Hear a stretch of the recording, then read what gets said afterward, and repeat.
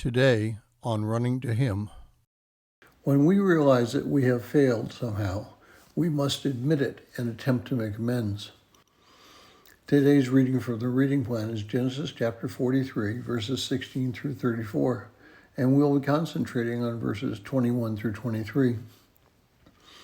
Genesis 43, verses 21 through 23 says this, "And it came about when we came to the lodging place that we opened our sacks, and behold, each man's money was in the mouth of his sack, our money in full. So we have brought it back in our hand. We have also brought down other money in our hand to buy food. We do not know who put our money in our sacks." And he said, "Be at ease, do not be afraid. Your God and the God of your father has given you treasure in your sacks. I had your money." Then he brought Simeon out to them. As many of you remember, there is a time when you could pull up to a gas station pump and fill up your car and then go to the clerk and pay for your gas purchase rather than having to pay in advance. Those days are long past because some people used to fill up their cars and leave without paying. One time I was one of those people. Now let me explain. I'm a creature of habit for repetitive tasks such as filling my car up with gas. I would get out of the car, fill the tank, and then walk to the building while reaching in my back pocket and removing my wallet to pay the bill. After I paid, I would not put the wallet back in my pocket until I reached the car. Now, subconsciously, I think I did this to ensure that I paid. One day, I pulled into the gas station I regularly use to fill up with the car. And during the process, I was interrupted by a person, and we spoke for a few moments, during which the tank became full, and I replaced the nozzle in the gas cap. I then got back in the car and began to drive away. As I turned onto the street, something didn't feel right, so I quickly thought back on what happened. I immediately realized I had not paid. So I quickly turned the car around and parked at the store entrance.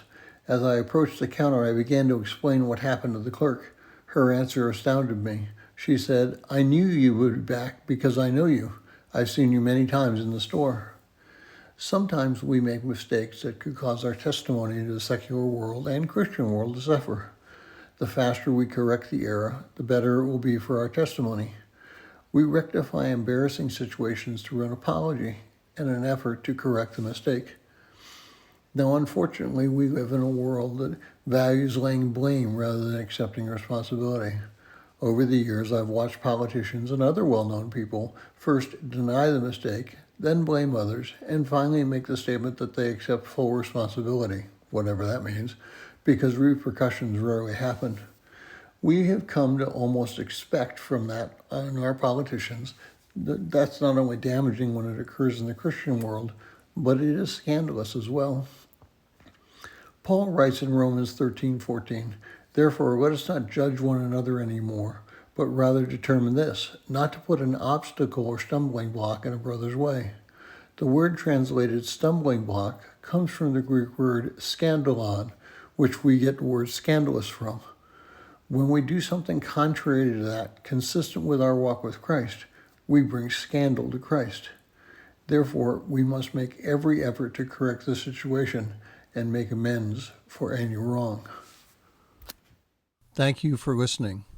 We pray that today's devotion was meaningful to you. We would love to hear from you. You can use either Facebook or YouTube to like, subscribe, share, and tell others about us. If you would like to contact us, you can reach me at phineasjacobus@runningtohim.net.